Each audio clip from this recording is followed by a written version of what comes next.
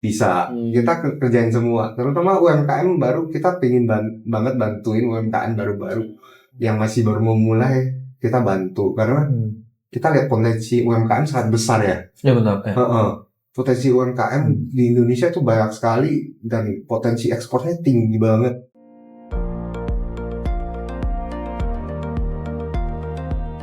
Ya, halo teman-teman.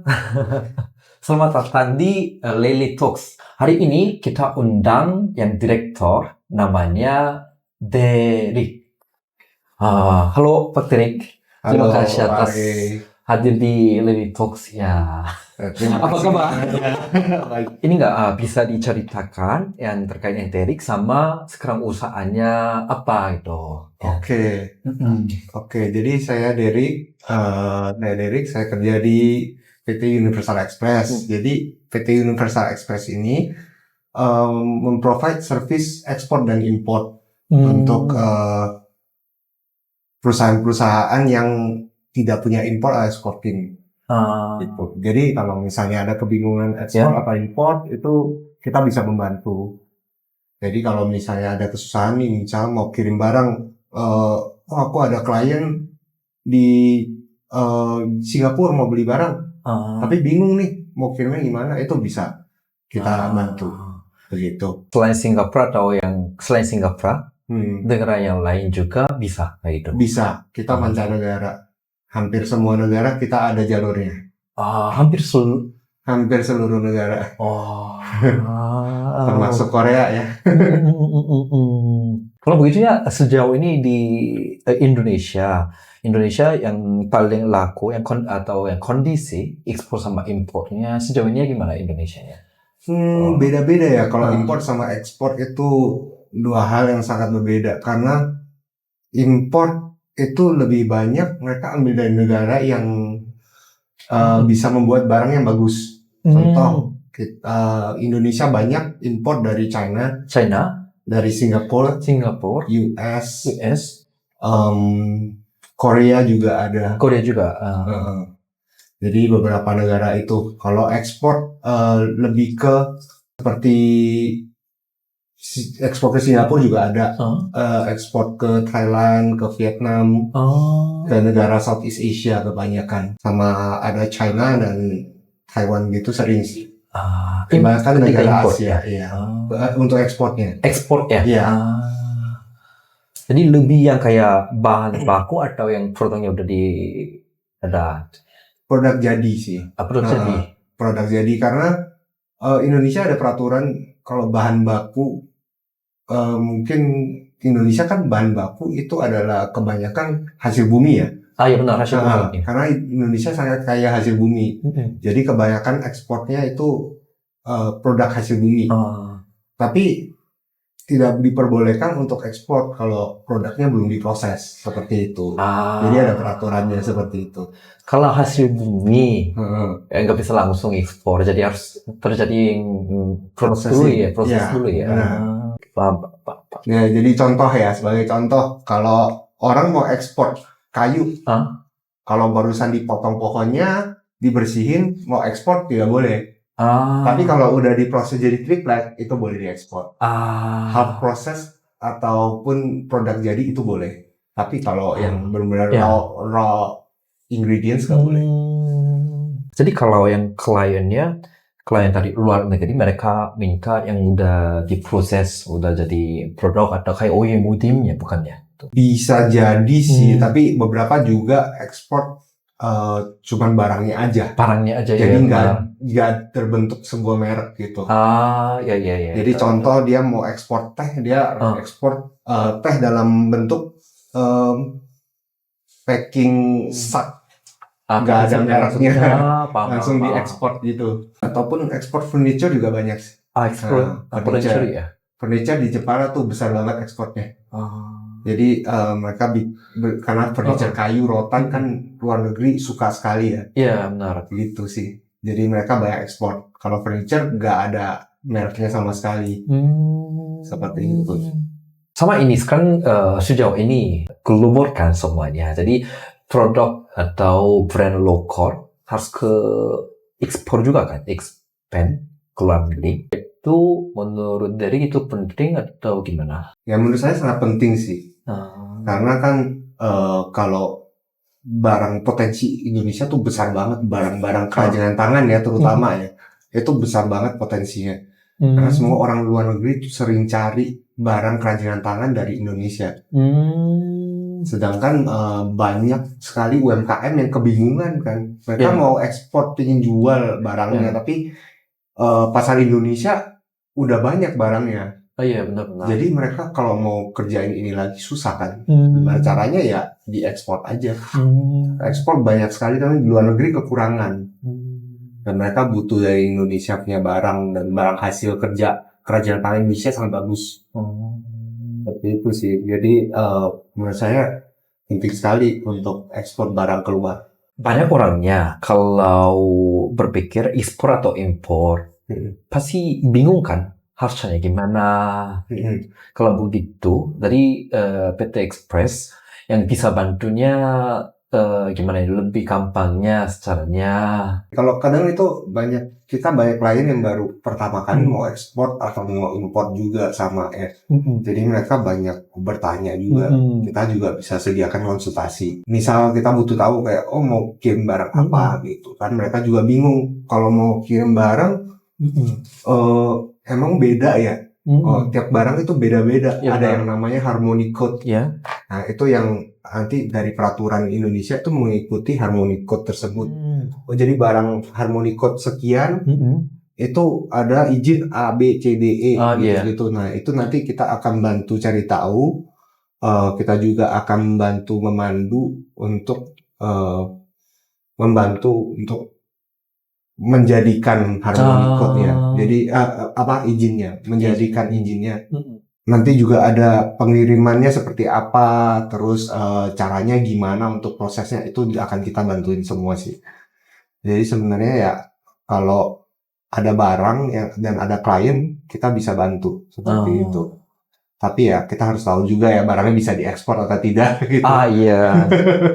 Emang regulasi yang impor ekspor juga yang sering diganti kan? Sering sekali. Nah makanya kita ada tim juga yang mengikuti terus perubahan regulasinya. Itu yang mungkin yang paling penting ya. Iya benar. Ya, mungkin 2-3 bulannya lalu bisa, cuman yang sekarangnya harus dapat izin kayak gitu. Iya benar. Karena sering diadakan yang namanya sosialisasi. Sosialisasi. Jadi sosialisasi antara bea cukai dengan perusahaan-perusahaan impor dan ekspornya itu.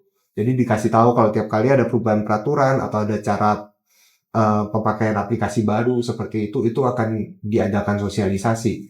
Dan kami akan selalu ikut seperti itu. Jadi kita up to date lah untuk peraturan-peraturan tersebut gitu. Jadi kalau yang misalnya saya punya brand atau yang produk, kalau yang mau ekspor, kalau tanya nanti bisa dapat yang konsultasi sama yang itu apa yang butuhkan gitu ya. Iya, jadi nanti kami kasih tahu. Misalnya, saya mau ekspor biji kopi nih. Aku ada barang biji kopi banyak, aku udah dapat klien mau beli, tapi aku nggak ngerti nih gimana cara ekspornya. Itu bisa ditanyakan, nanti kita bisa pandu perlahan-lahan sampai jadilah izinnya itu. Kalau begitu sekarang yang kliennya banyak, itu bidangnya apa? Kita kebanyakan hasil bumi semua sih. Hasil bumi ya? Iya. Kayak contoh teh, kopi. Kita juga ada furniture. Kita ada spare part juga sih sebenarnya. Spare part ada juga. Tapi kalau spare part perusahaan besar. Iya. Jadi bukan UMKM. Iya. Tapi kalau UMKM kebanyakan ya furniture atau hasil bumi atau kerajinan tangan lah seperti itu. Jadi jadi kalau kerjasama dengan PT Universal Express bisa dari yang jumlahnya kecil sampai yang besar bisa. Kita kerjain semua, terutama UMKM baru. Kita pengen banget bantuin UMKM baru-baru yang masih baru memulai. Kita bantu karena kita lihat potensi UMKM sangat besar ya. Ya benar. Potensi UMKM di Indonesia itu banyak sekali dan potensi ekspornya tinggi banget. Iya. Barang-barang mereka tuh bagus, tapi belum mengerti aja cara keluarnya gimana. Iya, benar Seperti mengenai itu. cara keluarnya. Itu aja. Cuma kalau yang misalnya mau ekspor, pasti harus cari buyer dulu ya. Iya benar, Ya buyer dulu. benar, Ya. benar. Karena kalau mau ekspor kan beda-beda ya. Karena kalau misalnya mau ekspor ke negara A sama negara B itu beda dia punya peraturan. Ah iya benar. Karena kebutuhan impor dari negara mereka yang perlu kita siapkan juga berbeda. Iya. Jadi kayak contoh kita mau ekspor teh ke Taiwan, oh ini nggak butuh phytosanitary, tapi kalau mau ekspor ke China kita butuh phytosanitary. Padahal negara tetangga gitu kan, tapi peraturannya beda tiap negara gitu. Jadi kita butuh tahu dulu mau ekspornya kemana dulu, dan bayarnya apakah udah ada izinnya juga gitu. Karena kalau bayarnya nggak ada izinnya kan susah juga ya. Iya benar. Nanti kita kirim ke sana mereka nggak bisa keluarkannya gitu. Ada case kayak gitu juga ya? Ada case seperti itu. Tapi biasanya kita udah menanggulangi dengan cara kita kita udah cek dulu sama mereka. Oh mereka ada izinnya nggak? Kalau nggak ada izinnya, kita cek dulu apakah di negara sananya izinnya perlu apa aja gitu. Nah, kalau misalnya mereka udah lengkap, kita baru kirim. Kalau nggak nanti dibalikin kena biaya lagi kan. Iya, kena biaya lagi kan. Kalau UMKM mau cari duit malah jadi rugi gitu. Iya. Seperti itu sih. Kalau begitu yang orang-orangnya mau misalnya mau ekspor, harus cek yang peraturan negara itu, khusus itu sama yang bayarnya. Mereka ada izin. Nanti itu kami yang cek kan. Ya, bantu cek. Kalau begitunya ini tergantung klien atau produknya, biaya juga bisa jadi beda ya itu. Harus cek dulu kan semuanya. Iya, semua harus dicek. Biaya itu berbeda-beda karena tiap negara punya, balik lagi ya ke tiap negara, karena kita kan bukan ngomong Indonesia doang ya. Kalau Indonesia sih kurang lebih ya, oke paling biaya kapalnya beda atau biaya pesawatnya beda aja sih. Kan kalau lebih jauh ya lebih mahal lah, wajar gitu kan. Tapi kalau misalnya di negara tujuannya itu kan juga ada biaya. Ya benar. Itu yang beda-beda juga tiap negara. Kalau begitu ya ada tipsnya untuk local UMKM yang ketika ekspor harus bersiap apa dulu gitu ya. Oke, jadi untuk UMKM ya kalau mau mulai ekspor harus seperti apa ya? Kalau dari saya sendiri sih, yang pertama harus dilakukan itu research pasar dulu sih. Research pasar. Cari tahu dulu negara barang dia itu negara mana yang butuh. Negara mana yang butuh. Jadi kalau udah dapat nih negara mana yang butuh, otomatis yang kedua adalah mencari buyer. Iya buyer ya. Buyer itu bisa mungkin ke negara tujuannya atau research di internet. Ada buyer yang mencari sepertinya atau tidak gitu. Jadi kalau udah dapat buyer, butuh tahu untuk barang ini butuh izin apa dulu, dan untuk mau ekspor butuh izin apa itu bisa bisa ditanyakan ke kita langsung juga sih, ataupun bisa dicek sendiri juga kalau misalnya mau mempelajari ekspor lah ya. Oke. Yang paling itu yang tiga yang paling penting. Ya, yang paling penting itu. Selanjutnya sisanya tinggal bisa cari kita aja, sisanya kita bisa lakuin semua. PT Universal Express sudah berapa lama ya berdiri? Ya. Kita sendiri udah 37 tahun berdirinya. Di tahun 1988. 88. Wow. Lebih tua dari saya sendiri. Iya, lebih tua daripada saya juga ya. I see.